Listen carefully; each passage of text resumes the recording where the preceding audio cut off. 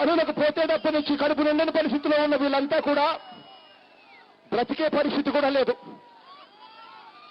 45 ఏళ్లకే 50 ఏళ్లకే కీళ్ళు నొప్పులు మొదలవుతాయి. పనులకు పోవాలంటే కష్టపడే పరిస్థితి. నాన్నగారు 50 ఏళ్లకు మీకు పెన్షన్ పెట్టాడు. మీ అన్న ముఖ్యమంత్రి అవుతాడు, కానీ 45 ఏళ్లకే చేస్తాడు అని చెప్పి వాళ్ళందరికీ కూడా మాట చెప్తా ఉన్నా.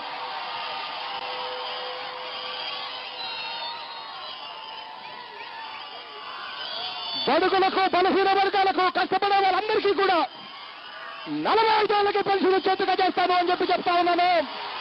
ఎన్నికలప్పుడు ఎన్నికల ప్రచారంలో జగననే నేను ఏం మాట్లాడానో ఈ అంశం మీద ఇదే టీవీ స్క్రీన్ లో నేను చూపిస్తా, ఒకసారి చూడండి. చూసిన తర్వాత ఇదే పాదయాత్రలో నేను ఏం మాట్లాడానో చూపిస్తా, ఒకసారి టీవీ స్క్రీన్ లో చూడండి. చూసిన తర్వాత అప్పటికి కూడా మీకు ఏమాత్రమైనా కూడా మనస్సాక్షి అనేది ఉంటే క్షమాపణ కూడా చెప్పని చెప్పి కూడా అడుగుతా ఉన్నాను.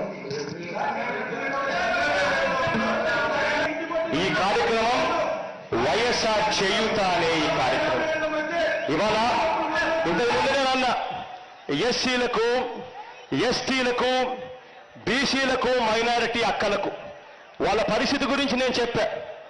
ఒక్కరోజు కన్నా ఒక వారం రోజులు కన్నా వీళ్ళు పనులకు పోవడం మానేస్తే, ఏదైనా జ్వరం వచ్చి వీళ్ళు పనులకు పోలేని పరిస్థితిలో ఉంటే ఆ ఎస్సీలు, ఎస్టీలు, ఆ బీసీలు, ఆ మైనారిటీలు, ఆ అక్కలు ఒక్క రోజు గన ఒక్క వారం గన పనులకు పోవడం మానేస్తే వాళ్ళు ఇంట్లో పస్తు పండుకోవాల్సిన పరిస్థితిలో ఉన్నారు ఆ అక్కలు.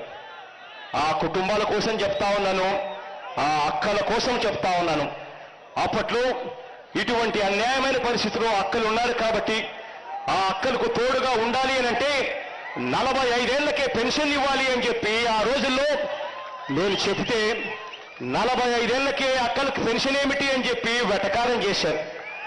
45 సంవత్సరాలకే పెన్షన్ ఏమిటి అని చెప్పి వెటకారం చేసిన ఆ సూచనను కూడా పరిగణనలోకి తీసుకొని వైఎస్ఆర్ చేయూత అన్న కొత్త పథకానికి నాంది పలుకుతా ఉన్నాము అని చెప్పి నేను ఇవాళ చెప్తా ఉన్నా. ప్రతి 45 ఏళ్లు దాటిన ప్రతి ఎస్సీ, ప్రతి ఎస్టీ, ప్రతి బీసీ, ప్రతి మైనారిటీకి చెందిన ప్రతి అక్కకు, ప్రతి కుటుంబానికి అక్షరాల 75,000 రూపాయలు ఉచితంగా ఇస్తామని చెప్పి